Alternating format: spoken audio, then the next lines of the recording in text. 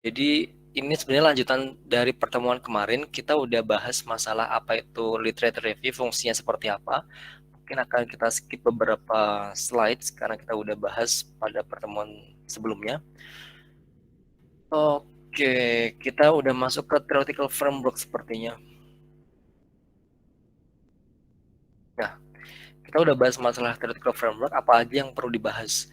Jadi, saya mention kembali pada kesempatan kali ini bahwa fungsi dari theoretical framework ini adalah kita bisa mengetahui apa istilahnya kebaruan kebaruan atau gap gap penelitian atau gap riset.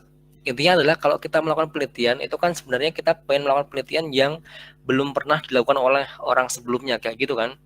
Nah, harapannya sebenarnya theoretical framework ini, tabel-tabel seperti ini membantu kita bahwa oh, dari penelitian-penelitian di daerah ini ternyata ada penelitian tertentu yang belum pernah dianalisis, sehingga itu bisa memperkuat kita mengapa kita melakukan penelitian tersebut. Jadi kalau misalnya kita nggak ngerti, maksudnya kita membuat penelitian misalnya analisis banjir di Sungai Bengawan Solo atau misalnya di sungai di Das Opak misalnya seperti itu. Sebenarnya kalau kita melakukan analisis literature review, sebenarnya kan ada banyak sekali penelitian terkait itu kan, analisis banjir di Sungai Bengawan Solo maupun di Das Opak kayak gitu kan. Nah, yang membuat berbeda apa sebenarnya dari penelitian kita? Nah, itulah fungsi dari theoretical framework. Jadi kita bisa membedakan antara penelitian kita meskipun sama daerahnya di Sungai Bengawan Solo maupun di Das Opak misalnya, mungkin di bagian mungkin lokasi lokasi lokasi penelitiannya sama mungkin ya, mungkin di daerah Bengawan Solo atau di sekitar Jogja kayak gitu. Kemudian metodenya mungkin sama juga kan, analisis hujan kan seperti itu. Um, Data hujan, frekuensi dan seterusnya. Nah, mungkin yang membedakan kita adalah yang di bagian variabel, di variabelnya. Ini kan variabelnya juga dianalisis. Nah, mungkin kita bisa fokusnya ke sana. Yang membedakan antara penelitian kita dengan penelitian-penelitian sebelumnya ada di bagian variabel. Atau misalnya di bagian tujuan, itu juga bisa. Atau di bagian metodenya juga bisa, seperti itu. Atau misalnya ini kan biasanya kita untuk memudahkan kita untuk melakukan analisis penelitian yang lebih lebih saintifik kayak gitu kan, kita harusnya tipsnya adalah kita mempunyai acuan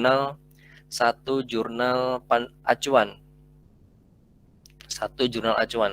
Jadi jurnal acuan ini adalah yang untuk mengguide kita apa yang akan kita lakukan selama penelitian itu kayak gitu. Jadi misalnya kita punya satu jurnal ini ya, misalnya studi kasusnya di Europe misalnya, di Europe atau di Australia atau di Jepang kayak gitu. Nah, di level bachelor, di level sarjana ya, di level sarjana, sarjana maupun sarjana terapan sebenarnya kita bisa untuk mengadaptasi judul tersebut, misalnya judulnya kurang lebih sama, tujuannya sama, variabelnya sama, metodenya sama, cuma yang membedakan kita di negara kita sendiri misalnya.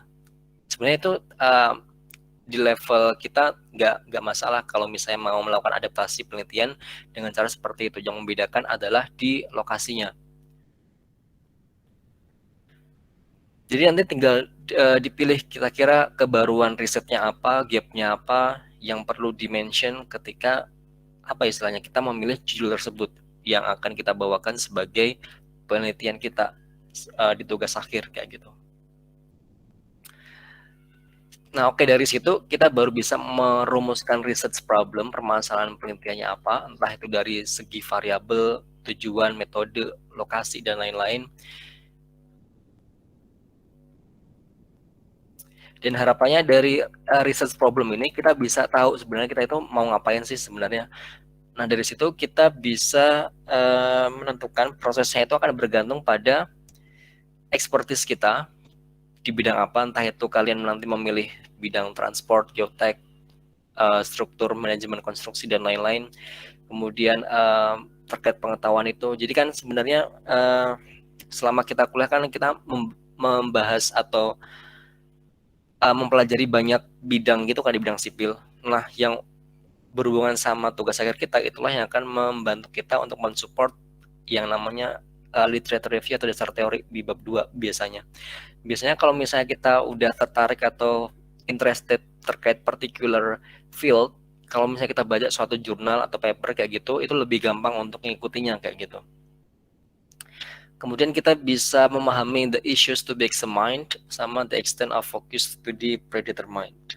Jadi kita lebih ke fokusnya, kita nggak akan nggak terbagi ke bidang penelitian lain. Kalau misalnya mau geotek ya udah geotek aja, kalau misalnya mau transport ya udah transport aja kayak gitu.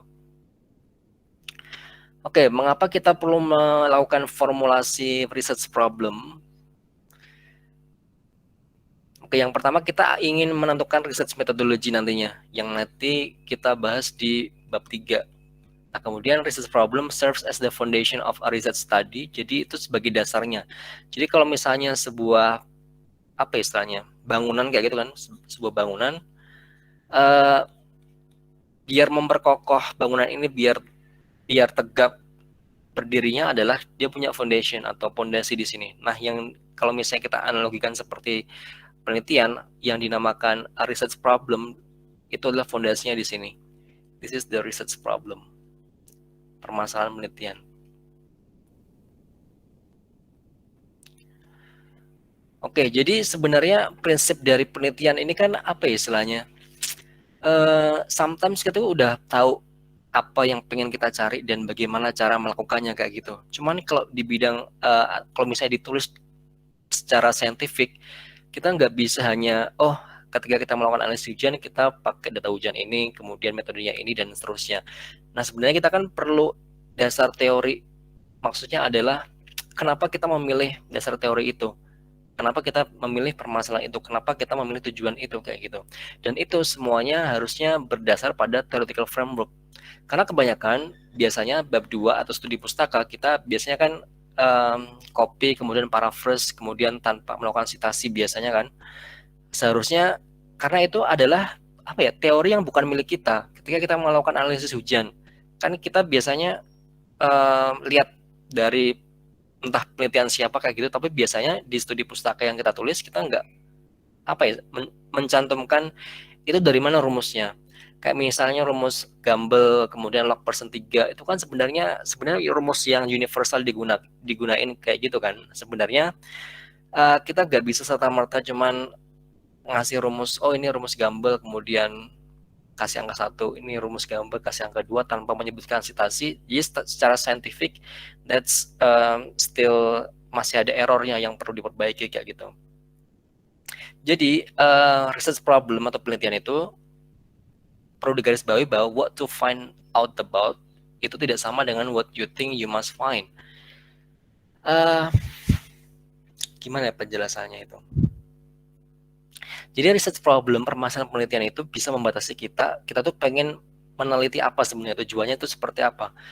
Jadi itu berbeda pengertiannya dengan apa yang harus kita cari. Kalau dianalogikan seperti apa ya? Oke, gini. Jadi misalnya kita, saya coba kasih contohnya di bidang hidro ya. Misalnya kita pengen melakukan reduksi banjir di kota Jakarta misalnya. Sebenarnya kita kan pengennya ke sana kan, ke arah sana. Cuman kalau kita berbicara masalah penelitian, tugas akhir kayak gitu, kita punya permasalahan yang pertama, limited time. Karena kita nggak bisa hanya menghabiskan waktu kita gitu ya, cuman untuk menyelesaikan seluruh permasalahan banjir di Jakarta. Karena kita punya limited time, misalnya kita hanya punya 6 bulan gitu kan biasanya tugas akhir 6 bulan, 5 bulan kayak gitu. Dan kita nggak mungkin selama waktu itu kita menyelesaikan seluruh permasalahan itu. Kemudian yang kedua adalah budget, dana penelitian. Jadi beberapa penelitian mungkin memerlukan studi laboratorium, perlu membeli data, perlu membeli alat kayak gitu kan. Dengan limited budget kita juga nggak bisa untuk mendapatkan apa yang kita inginkan semua. Jadi intinya research problem itu kayak membatasi kita punya batasan penelitian, batasan masalah bahwa kita punya limited time, kita punya limited budget, kita punya limited resources yang akhirnya membuat kita terkurung atau mendapatkan rumusan masalah yang spesifik yang bisa diselesaikan selama 4 sampai 5 bulan tugas akhir kita kayak gitu. Jadi it is different what to find out about sama what you think you must find. Yang awalnya kita pikir bahwa kita harus perfect untuk menyelesaikan suatu permasalahan itu pasti nggak akan bisa. Jadi sebuah riset, apalagi ketika itu untuk tugas akhir kayak gitu, itu nggak bisa 100% perfect harus menyelesaikan suatu permasalahan. Tetapi kita bisa menyelesaikan sub-sub permasalahan itu, tapi in scientific ways, dengan cara yang lebih scientific. Ya, ini yang paling penting, scientific ways. Scientific ways. Jadi meskipun kalian udah familiar sama metodenya, tapi kalau misalnya kalian nggak melakukan secara scientific ways, um, it will be difficult to be accepted as apa istilahnya, ketika disubmit, misalnya disubmit ke suatu jurnal atau harus dibaca sama orang kayak gitu, mungkin perlu revision entah itu secara major ataupun secara minor.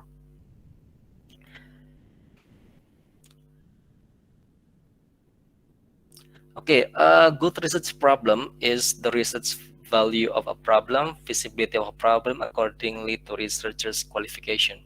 Nah, untuk membuat suatu masalah penelitian itu, kalau misalnya kita bisa klasifikasikan sebagai masalah penelitian yang baik, itu kalau misalnya kita punya value di situ.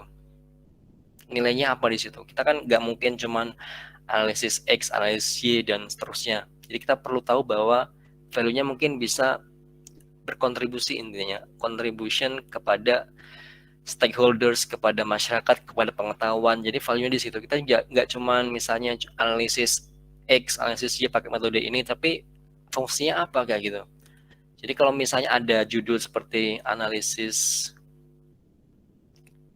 X pada daerah Y misalnya, mungkin secara judul ini apa istilahnya, nggak bunyi, gimana ya, nggak bunyi itu, kelihatan, oh nggak, apa ya, secara teoritis itu kayak ya cuma analisis saja, kita nggak punya dampak apapun pada daerah ini. Tapi kalau misalnya kita kasih apa istilahnya, additional sentences, kayak misalnya pengaruh bla bla bla atau dampak ini, atau misalnya ya intinya kita pengen melakukan suatu apa istilahnya, kontribusi penelitian, kontribusi pengetahuan terhadap suatu permasalahan, tapi kita kemas sebagai judul yang menarik. Jadi judul yang menarik itu kayak apa ya, kalau misalnya dibaca sama orang itu, oh ini kita udah tahu value-nya apa. Tapi kalau misalnya cuma analisis 1+1 sama dengan 2, itu bisa dikatakan penelitiannya bukan nggak bagus, tapi nggak bunyi ketika nanti dibaca sama orang lain. Kan nanti tujuan akhirnya adalah supaya kita bisa dibaca sama orang lain penelitian kita kan, meskipun kebanyakan atau mostly dari kita menganggap bahwa TA atau penelitian itu cuma buat syarat untuk mendapatkan gelar kita aja, seperti itu. Kemudian feasibility of a problem, ada masalah-masalah yang mungkin di level kita itu agak susah untuk reach solusinya. Jadi kalau bisa, ketika kita menentukan masalah itu apa, kita tahu itu bisa dilakuin dalam waktu sekian bulan dengan metode itu, dengan budget yang kita punya. Intinya visible lah. Visible dalam artian terkait time, budget, resources. Yang terpenting adalah kita punya guide, supervisor. Nah, ini sebenarnya yang paling penting ketika kita melakukan penelitian atau apapun itu yang berhubungan sama tugas akhir, adalah supervisor. Kalau misalnya supervisornya apa ya, understand terkait permasalahan kita, langsung kasih solusi permasalahan, sebenarnya tugas akhir itu bisa diselesaikan dalam 1 semester maksimum kayak gitu. Kemudian accordingly to researchers qualification, nah itu juga berdasarkan kualifikasi kita, apakah kita interest apa enggak. Jadi sebenarnya untuk melakukan penelitian itu kita interest apa enggak di situ, untuk mendapatkan output yang beyond the expectation. Misalnya kita interestnya di bidang transport, ternyata kita memilih magang gitu kan, terus dapatnya di bidang struktur atau geotek, ya udah kita mungkin hanya melakukan atau melaksanakan tugas akhir magang itu hanya sesuai dengan formality biar kita selesai, biar kita lulus. Tapi I think we can explore more about what we interest on that.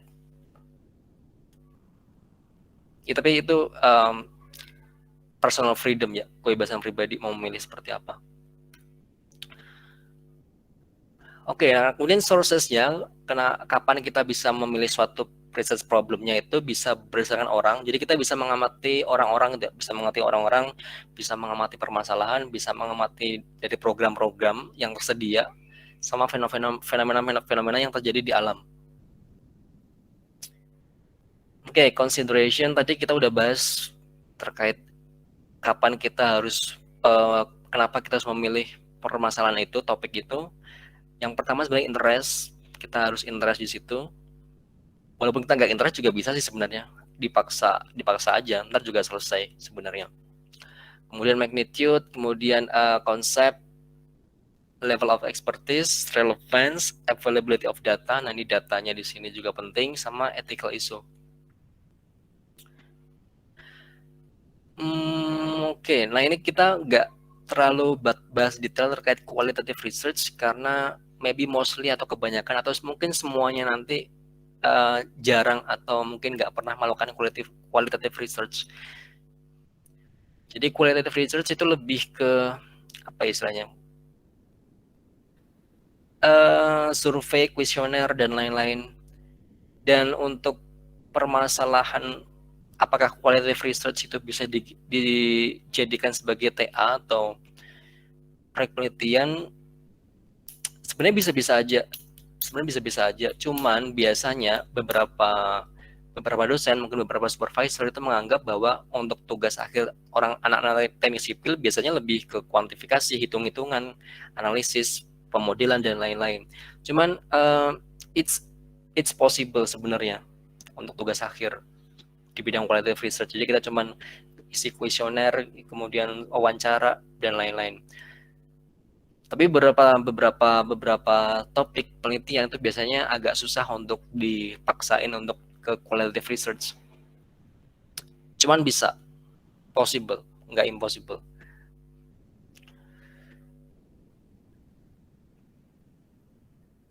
Oke, nah dari penjelasan tadi ya, mengenai research problem, kita bisa melakukan steps atau langkah-langkahnya seperti ini. Yang pertama adalah identify research interest kalian di mana, kemudian broad area into sub areas, dari area yang general ke area yang spesifik. Kita udah bahas di contoh yang pertemuan sebelumnya.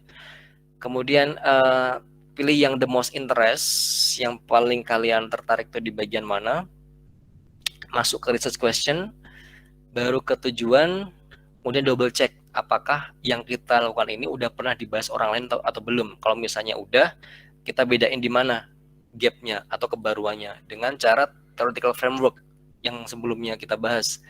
Kalau misalnya belum ada, ya udah berarti kita bisa lanjut ke selanjutnya, bab 2, bab 3 dan seterusnya. Oke, ini masih bahas masalah research objektif terkait tujuan penelitian. Jadi main objectives itu kayak overall statement of the study thrust. Saya pikir saya udah pernah jelasin contohnya di slide kemarin ya. Nanti mungkin di akhir saya akan coba review ulang. Nah nanti main objectives ini dia punya sub objektif, jadi cabang-cabang tujuan yang lain. Jadi lebih ke specific aspects yang akan diinvestigasi seperti apa. Nah untuk tujuan kita punya karakteristik di sini harus jelas, kemudian lengkap dan lebih ke spesifik. Variabelnya apa? Jadi jangan cuma analisis X di daerah ini, lebih ke spesifik lagi apa yang dianalisis, variabel A, B, C, D, E dan seterusnya, atau pengaruhnya terhadap A, B, C, itu harus spesifik. Oke. Kita masuk ke metode penelitian ya. Oke, research design, metode penelitian. Oke, mungkin sebelum masuk ke sana, mungkin ada pertanyaan terkait formulating research questions atau research goal. Ini sebenarnya pembahasan kita pekan lalu, cuman saya review ulang agar lebih jelas terkait research objectives sama research problem. Kalau misalnya nggak ada, sebenarnya setelah ini kan bab 1 selesai ya, bab 1. Nah, bab 2-nya itu terkait theoretical framework. Jadi ya cuman buat tabel itu aja sebenarnya untuk dijadiin data, studi pustaka. Maybe nanti di akhir saya lihat contoh yang perlu dilakukan. Oke, kita masuk ke bab 3 terkait research methodology. Oke, bab 3 ya. Bab 3. Oke, kita review lagi apa yang perlu kita lakukan ketika kita melakukan penelitian. Kita perlu mendefine research questions, kemudian kita perlu merencanakan bagaimana untuk menjawab research question ini, baru ke data collection. Nah, ini masuknya ke bab 3 metode penelitian. Oke, kita mulai dari mana ini ya? Research design.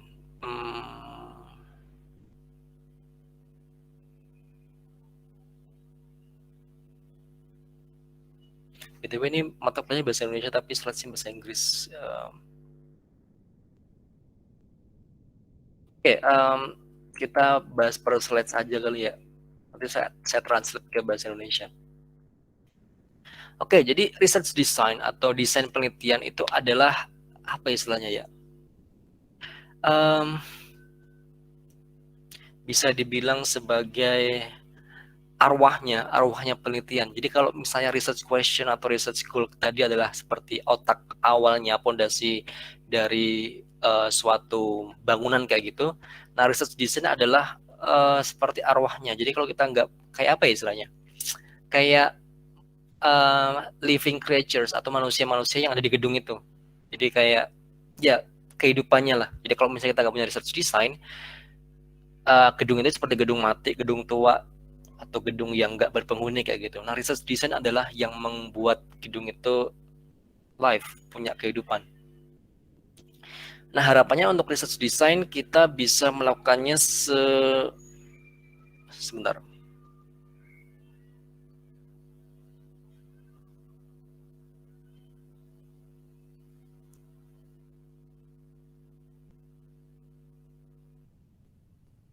Oke, jadi untuk research design penelitian kita perlu plan, structure, sama strategi.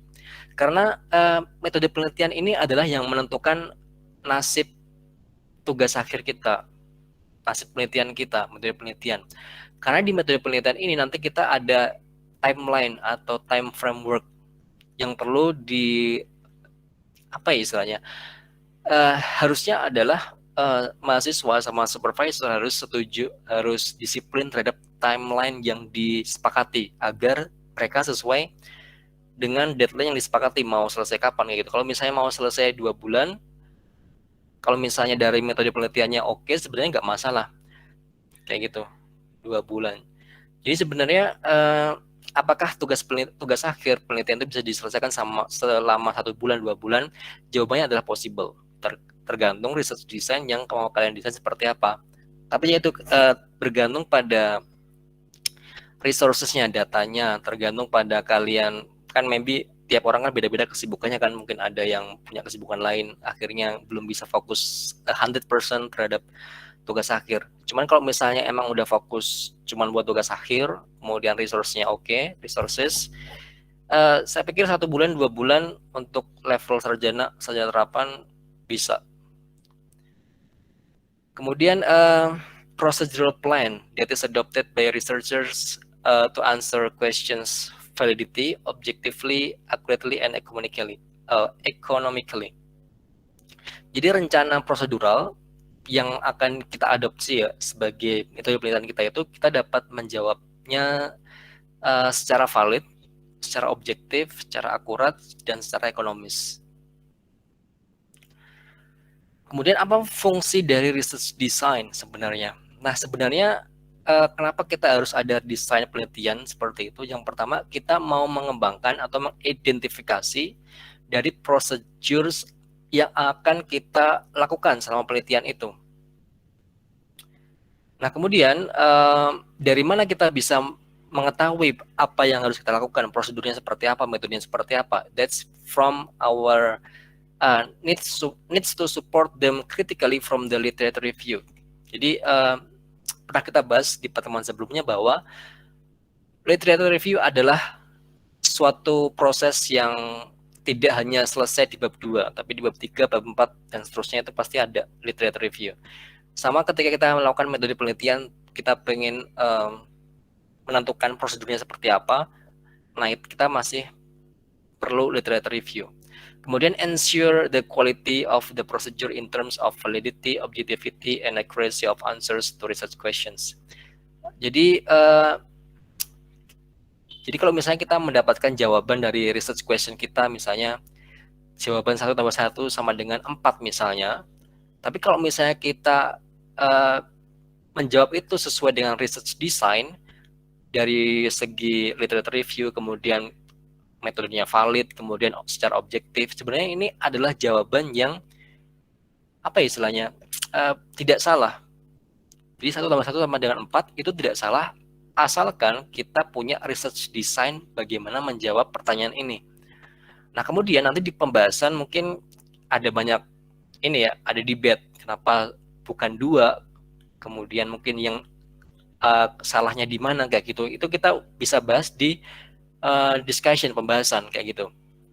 Jadi sebenarnya research itu, penelitian itu bukan menjawab sesuatu permasalahan secara benar, tapi kita pengen menjawab suatu permasalahan dengan metode yang benar kayak gitu. Jadi kalau misalnya kita dapat error gitu ya di suatu pemrograman, pemodelan kayak gitu, I think it's not a problem ya, bukan suatu permasalahan, karena kita misalnya udah sesuai dengan alur penelitian dan lain sebagainya. Tapi maybe some people gitu ya menginginkan bahwa harusnya 1+1 harusnya sama dengan 2, dan penelitian itu harus sesuai dengan teorinya kayak gitu. Nah sebenarnya apa istilahnya, kalau misalnya kita udah punya banyak baca literature review, sebenarnya ketika kita menjawab 1+1 sama dengan 4 itu nggak masalah, asalkan tadi kita punya quality of procedure. Jadi prosedur yang dilakukan itu sesuai dengan kualitas yang baik, sesuai dengan literature review, sesuai dengan metode yang valid. Sebenarnya nggak masalah 1+1 sama dengan 4. Cumanya tadi pasti di pembahasan pasti ada debate-nya. Kenapa nggak sama dengan 2, errornya di mana? Akhirnya dari sini kita mendapatkan kesimpulan dan mendapatkan rekomendasi bahwa ternyata ada error mungkin di metode ini dan lain-lain kayak gitu.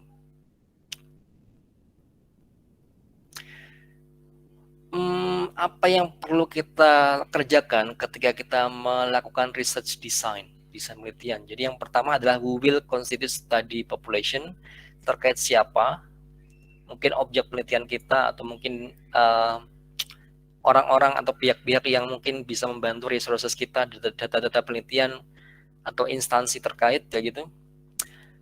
Kemudian how will the study population be identified. Kemudian will a sample or the whole population be selected? If a sample is selected, how will it be contacted? Kemudian how will permission be found? Jadi ini lebih ke izin penelitian, seperti izin pengambilan data, izin melakukan penelitian di daerah X, ZZ misalnya, atau mungkin izin kalau misalnya mau masuk ke laboratorium, itu juga bisa. Kemudian data collection method, jadi bagaimana cara kita melakukan metode pengumpulan data, mengapa pakai metode itu dan lain sebagainya. Nah kita masuk ke literature review lagi, cara ngambil datanya seperti apa. Kalau misalnya kalian melakukan penelitian kualitatif in questionnaire, where will the responses be returned? Targetnya siapa kalau kuesioner, pertanyaannya seperti apa? Kemudian in interview, where will they be conducted? Kalau misalnya mau wawancara di mana? How will ethical issues be taken care of?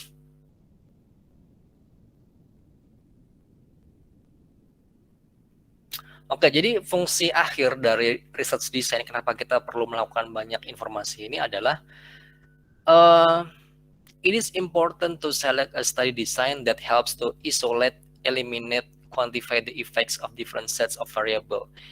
Oke, tadi kita udah bahas bahwa sebenarnya research design ini adalah kita bisa istilahnya ya, mungkin dari banyak metode penelitian yang bisa kita cari ya, misalnya ini banyak opsi metode penelitian, banyak variabel,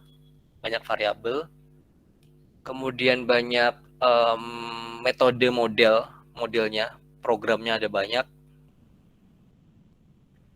dan lain-lain seperti itu. Nah, research design desain penelitian ya, yang kita nanti akan consideration-nya adalah, pertimbangannya adalah time, budget, sama resources atau data kayak gitu. Dan dari sini, dari research design, kita bisa mengeliminate, jadi menghilangkan permasalahan-permasalahan yang itu sangat impossible untuk diselesaikan dalam waktu 1 bulan, 2 bulan, 3 bulan, atau sesuai target kita mau selesai kapan kayak gitu. Jadi kita bisa eliminate banyak. Misalnya ini kita eliminate, ini nggak sesuai, ini mungkin bisa dikerjakan tapi 1 tahun kayak gitu. Ini nggak bisa dikerjain, kita eliminate lagi. Jadi kita hanya mungkin seperti ini, kita mengisolasi metode-metode atau variabel-variabel yang itu pas dengan target kita. Misalnya ini bisa diselesaikan selama 2-3 bulan. Misalnya, yang lain nggak bisa kayak gitu. Jadi kita bisa mengisolate, mengeliminate, dan mengkuantifikasi variabel-variabel yang kita inginkan kayak gitu. Oke, variabel, jenis variabel. Apa aja jenis variabel nanti? Yang pertama adalah ini ya, misalnya kita ada suatu fenomena permasalahan ya, fenomena permasalahan. Jadi kita punya cause and effect seperti yang pertemuan sebelumnya. Nah, untuk cause itu kita bisa sebut sebagai independent variable independent. Untuk efeknya itu lebih ke dependent variable. Jadi misalnya untuk independent variable, kita misalnya contohnya adalah ini fenomena ini ya, studi eksperimen material pavement jalan. Jadi untuk independent variable lebih ke additive material misalnya. Lebih additive material tambahan ketika kita melakukan pembuatan aspal misalnya. Untuk dependent variable lebih ke pavement life cycle. Dari masa pembuatan sampai usia umur rencana dari pavement itu kurang lebih seberapa kayak gitu. Nah, kemudian kita punya extra variable yang lain. Jadi all other factors that affect the relationship between independent and dependent variables. Misalnya seperti ini. Jadi kita kan punya cause and effect ya. Jadi misalnya additive material di sini dia menyebabkan pavement life cycle-nya bertambah misalnya. Jadi misalnya untuk aspal kita kasih material kimia kandungannya variabel ABC misalnya. Nah, kemudian kita punya efeknya di sini adalah dengan kandungan itu mungkin life cycle-nya menjadi lebih baik kayak gitu. Nah, dari hubungan antara cause and effect di sini adalah kita punya yang namanya linking variables atau extra variable di sini. Contohnya adalah temperature, humidity, traffic repetition, traffic load, dan lain-lain. Mungkin ketika kita analisis ya, aspal ketika ditambah sama kandungan kimiawi apa ya misalnya, misalnya X, campuran XZ, Z misalnya, itu pavement life cycle-nya bisa upgrade, misalnya lebih baik kualitasnya. Tetapi dengan adanya faktor lain seperti adanya suhu, kelembapan, kemudian beban jalan raya, itu mungkin akan berkurang. Yang awalnya mungkin di sini ketika dikuantifikasi pavement life cycle-nya itu 90% misalnya, ternyata ketika ada variabel lain seperti suhu dan lain-lain, ternyata jadi 80 atau 82% kayak gitu. That's the connecting or linking variables. Jadi bedanya independent variable, dependent variable, sama extra variable adalah di fenomena ini.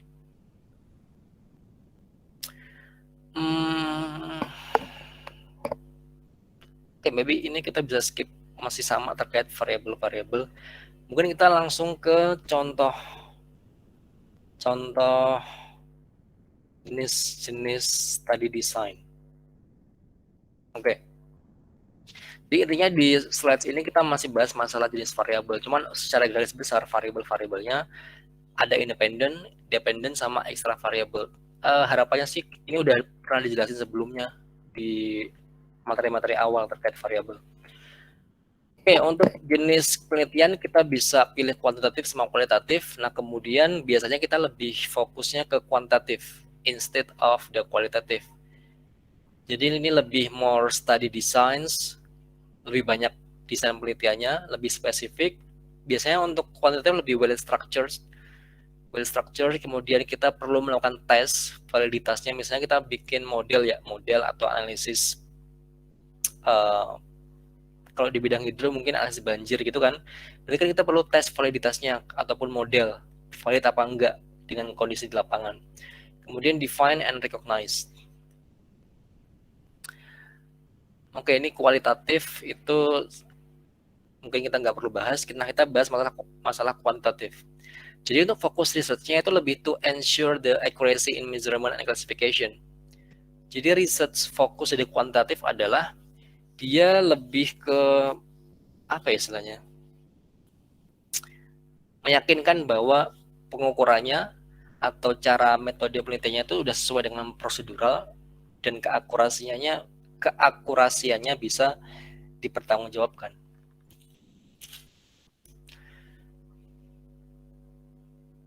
Oke, kemudian untuk study design ini nanti ada banyak metodenya, ada inductive logic. Mungkin nanti akan saya coba share example-nya. Kemudian methods of data collection, bagaimana cara kita mengambil datanya bisa untuk tujuannya lebih ke clarity ya, bisa lebih jelas.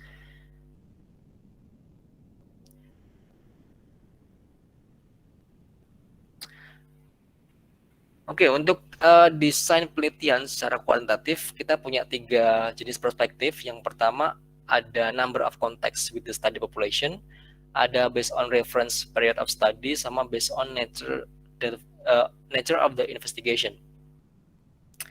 Oke, penjelasannya seperti ini.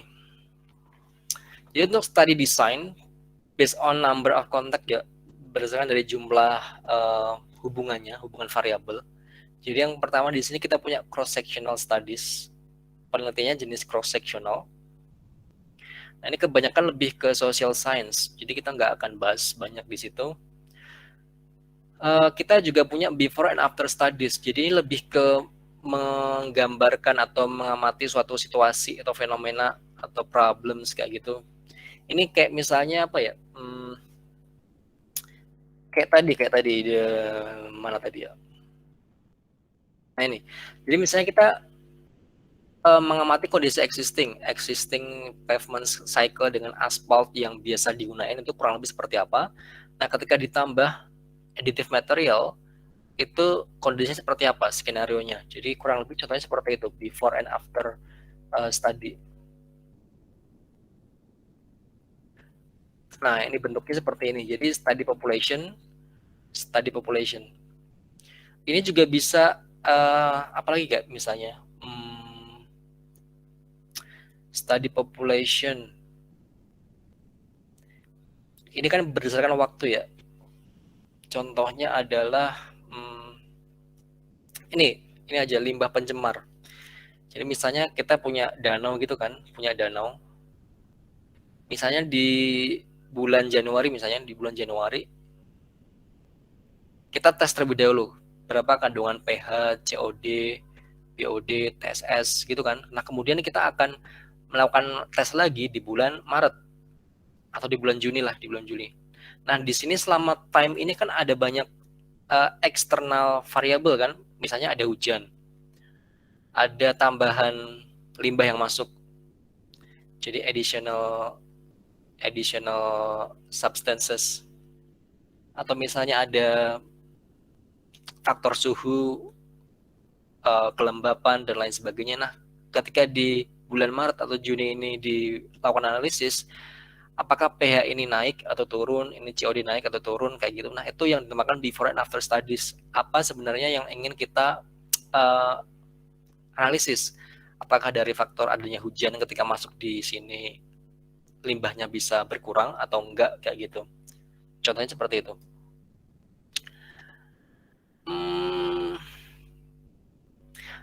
Nah, disadvantage-nya dari before and after studies ini adalah dia lebih more expensive and more difficult to implement. Kenapa lebih mahal?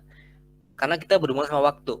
Karena tadi ketika kita ingin melakukan tugas akhir gitu ya, untuk before and after studies sebenarnya nggak masalah kalau mau melakukan itu, cuman itu lebih more expensive, kemudian lebih complicated dan lebih menghabiskan waktu biasanya.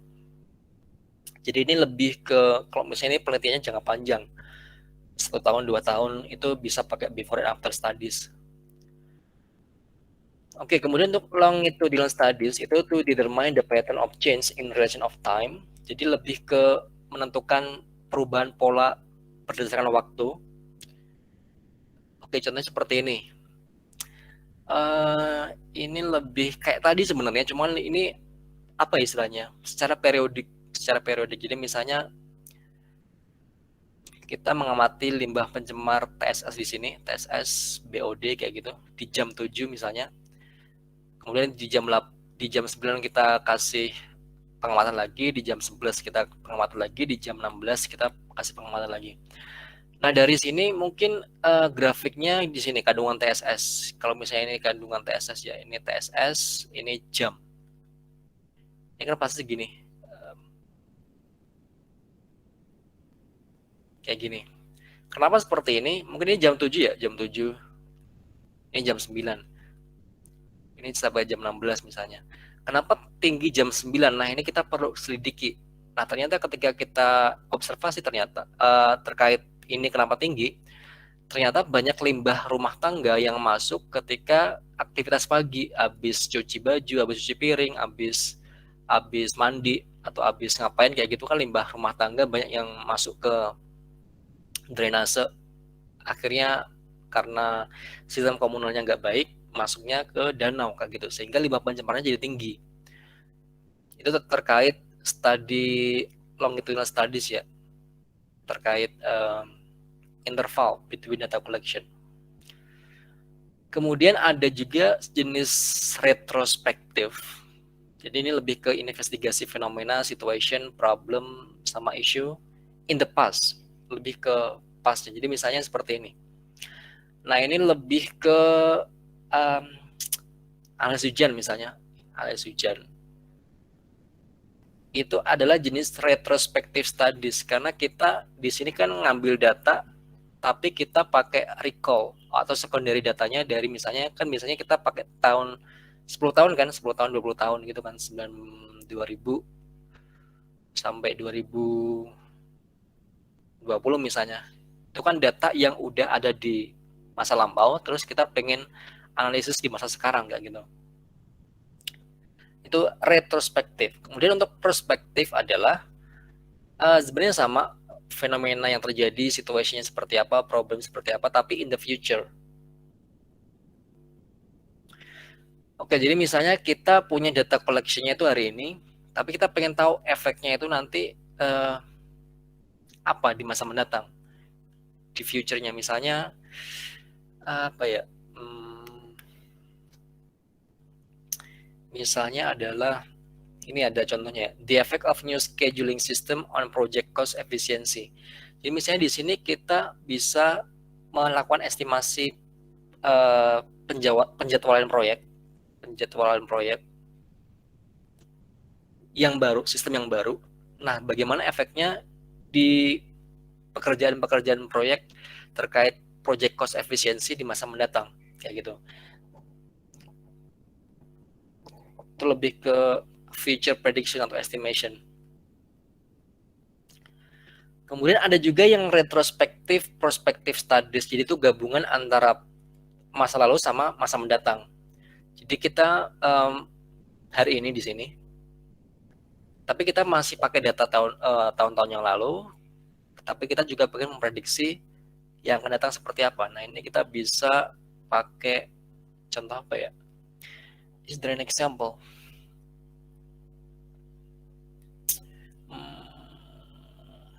Kalau bidang sipil kayak apa ya? Mungkin kayak tadi aja di bidang analisis hujan tadi ya.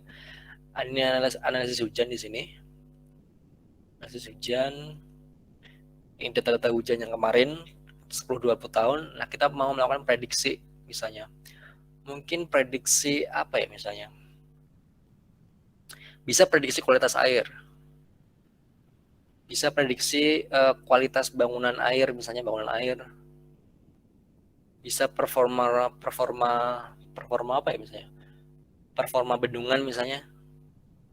Itu kan sebenarnya prediksi kan, dengan data hujan sekian, kemudian kita analisis kira-kira perform bendungan yang udah ada, existingnya nanti seperti apa, apakah kapasitasnya masih memenuhi apa enggak, kurang lebih seperti itu, kayak future prediction, estimasi di masa mendatang. Kemudian untuk study design based on the nature of the investigation,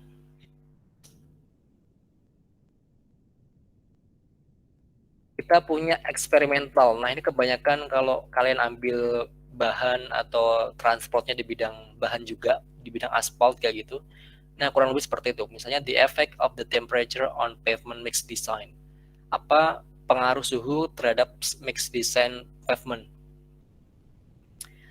Kemudian ada juga non-experimental, itu lebih ke the researcher observing a phenomenon and attempting to establish what cause it. Jadi investigating the cause of earth failure on different location. Menginvestigasi kegagalan apa ya misalnya bangunan air, bendungan misalnya di beberapa lokasi. Kira-kira yang menyebabkannya seperti apa? Oke, untuk experimental study design kita punya after only experimental design, before and after experimental design, control group design, double control, comparative, dan lain-lain. Ini penjelasannya untuk after only itu adalah kita pengen tahu sebenarnya efek dari misalnya ini ya, misalnya the effect of temperature on pavement mix design. Nah itu hasilnya seperti apa? Itu kita hanya fokus kepada after only experimental design. Tapi kalau before and after experimental design berarti kita pengen tahu misalnya sebelum adanya perubahan suhu ini kira-kira bentuknya seperti apa. Untuk afternya adalah ketika udah diubah suhunya secara dynamic, bentuknya akan seperti apa. Jadi ini lebih before atau kondisi existing versus skenario.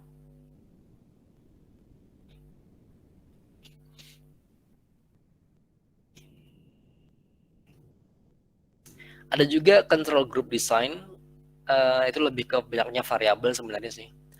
Ada double control design, ada comparative design, itu lebih ke perbandingan. Jadi misalnya tadi suhu additive material untuk pavement 80 derajat, 70 derajat, 100 derajat, mungkin lebih efektif mana kayak gitu. Nah, itu perbandingan misalnya.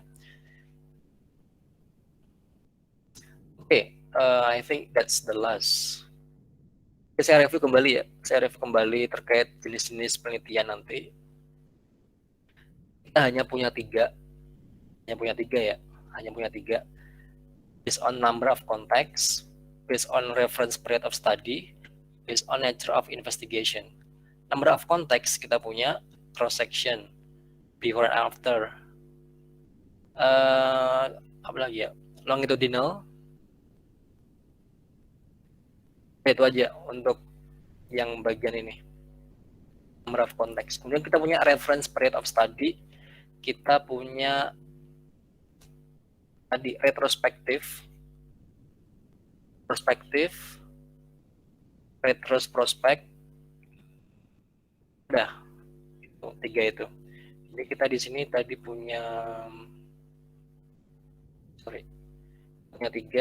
tiga. Sekarang nature of investigation. Kita punya nature of investigation, kita punya experimental, non-experimental. Udah itu aja sebenarnya. Yang nanti ada banyak jenisnya untuk eksperimental ini, kategorinya. Ini lebih ke eksperimen and non-eksperimen, nature and investigation. Berarti dua, eksperimen sama non-eksperimen. Untuk eksperimen kita punya banyak kategori tadi, terkait perbandingan, before and after, atau after doang, kayak gitu.